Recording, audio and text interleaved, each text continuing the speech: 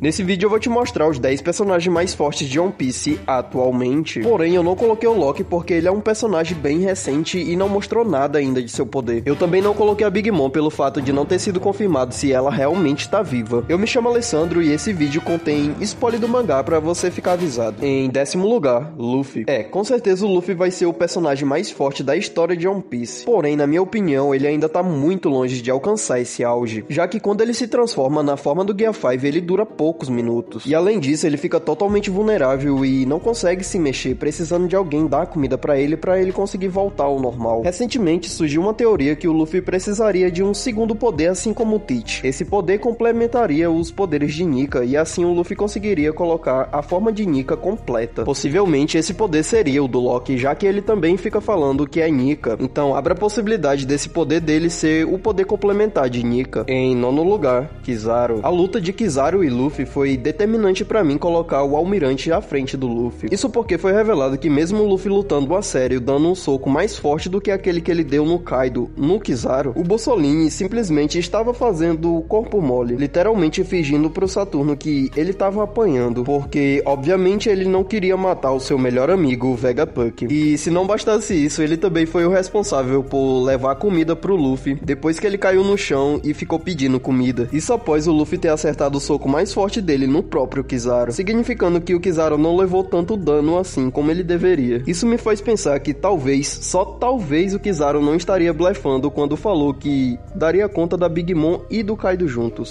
E vale lembrar que ele também brincou até mesmo com o Ben Beckman, o homem que tem um nível mais próximo de poder do Shanks. Antes da gente ir pro top 8, eu peço pra você deixar o like se você tá gostando desse tipo de conteúdo que eu tô trazendo aqui pro canal. Isso ajuda muito o canal e me motiva a continuar trazendo conteúdo aqui pra vocês desse tipo. Em 8º lugar, Aokiji, ex-almirante da marinha e atual comandante do Teach. A luta entre Aokiji e Akainu fizeram eu definir que o Aokiji é mais forte do que o Kizaru. Isso porque o Akainu é simplesmente o marinheiro mais forte em atividade atualmente. E mesmo assim, o Aokiji perdeu essa batalha por bem pouco, depois de incríveis 10 dias de luta. O próprio Barba Negra ficou assustado pra não falar com medo do Aokiji depois que ele congelou todos os seus comandantes. Por esses motivos, eu coloco o Aokiji na frente do Kizaru, mas eu acho que eles estão ali no mesmo nível. Em 7º lugar, Mihawk. Não temos uma ideia perfeita de qual realmente é o verdadeiro nível de poder do melhor espadachim do mundo, pelo motivo da gente nunca ter visto ele lutando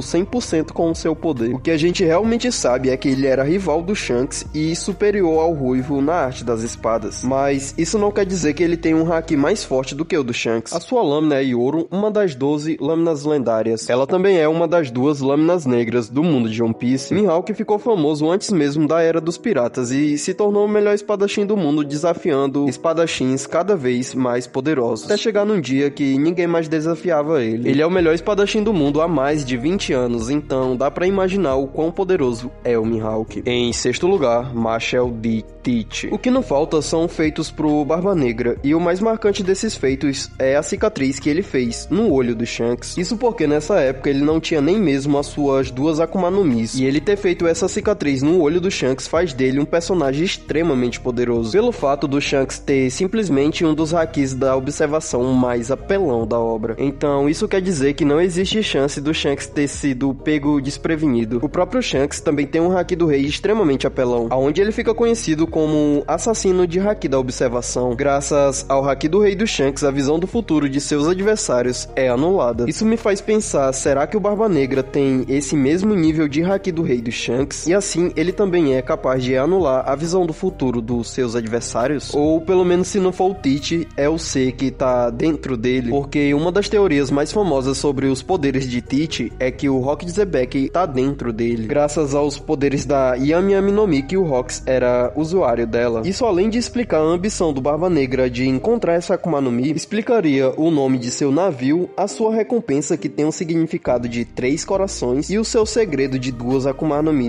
talvez 3 Akuma no Mi. Pra mim, o Teach ainda tem muito a evoluir, porque, na minha opinião, ele vai ser o vilão final do Luffy. Se a gente perceber, esses dois estão se tornando verdadeiros inimigos, e isso desde o início da obra, com o encontro deles lá em Jaya. E também vai ser a forma do Luffy se vingar por tudo que aconteceu com o Ace e o que tá acontecendo com o Garp agora. Então, certamente o Teach ainda tem muito a evoluir em questão de poder, e se ele ficar até mesmo mais forte do que o próprio Luffy na sua forma definitiva de Nika, Branca não seria surpresa nenhuma. Em quinto lugar, Akainu. Recentemente o Oda revelou que o Akainu tem simplesmente uma recompensa de 5 bilhões de berries. A recompensa dada pela Cross Guild com 5 coroas. Com isso, a recompensa do Akainu se torna até o momento a terceira maior do anime e, pelo menos por enquanto, a maior no mundo de One Piece. Aí você fala, mas recompensa não quer dizer nível de poder. Aí eu discordo totalmente de você. Isso acontece em algumas exceções, como o Bug, por exemplo. Ele tem uma recompensa maior do que a do próprio Luffy, com mais de 3 bilhões de berries. Porém, por exemplo, o próprio Luffy, a recompensa dele deveria ter aumentado depois de Egghead, já que ele foi acusado de ter matado o maior cientista do mundo, o Vegapunk. Porém, a gente sabe que a recompensa dos Mugiwaras não foi aumentada. Claramente porque o Luffy e ninguém da tripulação ganhou um aumento de poder. Ou seja, o Akainu não tem essa recompensa pelo simples fato dele ser o almirante de frota, mas sim porque ele é o marinheiro mais forte em atividade atualmente. Em quarto lugar, Monkey D. Dragon. Realmente o Dragon não tem feitos, né? Mas vamos concordar que já tá passando da hora dele finalmente fazer alguma coisa e mostrar um pouco do poder dele, pelo menos. Porém, entretanto, recentemente foi revelado que o Dragon era marinheiro, e por coincidência ou não, da mesma geração do Akainu. Mas pela injustiça que ele via que o governo cometia, ele resolve sair da marinha pra fazer o exército revolucionário e lutar contra a injustiça que o governo mundial cometia. Akainu em Marineford, toda vez que ia chamar o Luffy, ele falava filho do Dragon, indicando uma certa rivalidade entre esses dois, pelo fato deles serem antigos companheiros na marinha. O que me faz pensar que esses dois tinham uma rivalidade para ver quem era o mais forte. Isso indicaria que eles estão minimamente no mesmo nível de poder, e essa rivalidade valeria até mesmo pros poderes de Akuma no Mi. Enquanto Akainu tem um poder relacionado a lava, fogo, o Dragon teria um poder de ventania, tempestade, já que são as únicas logias que faltam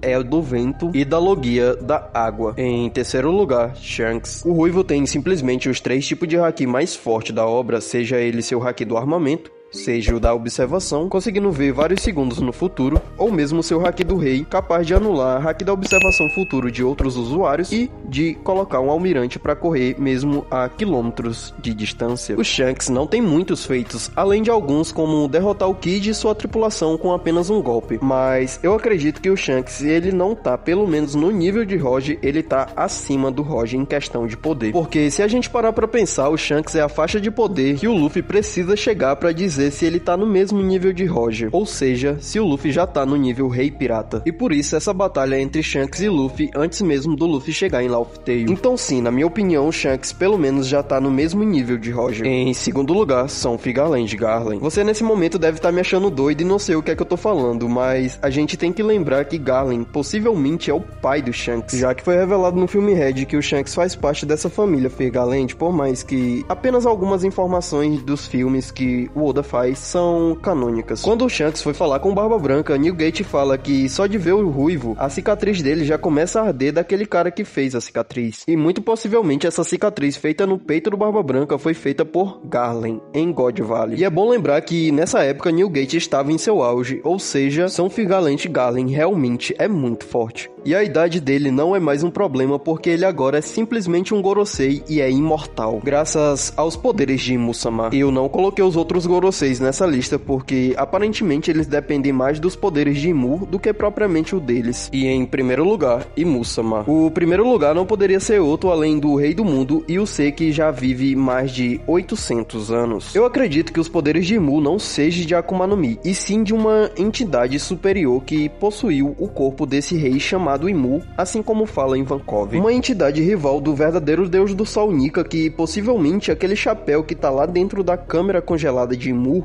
é dele. E provavelmente o seu corpo também tá congelado nessa câmera e possivelmente é sim o tesouro falado pelo Dom Flamingo. Eu vou ficando por aqui, mas você pode colocar sua lista aqui nos comentários.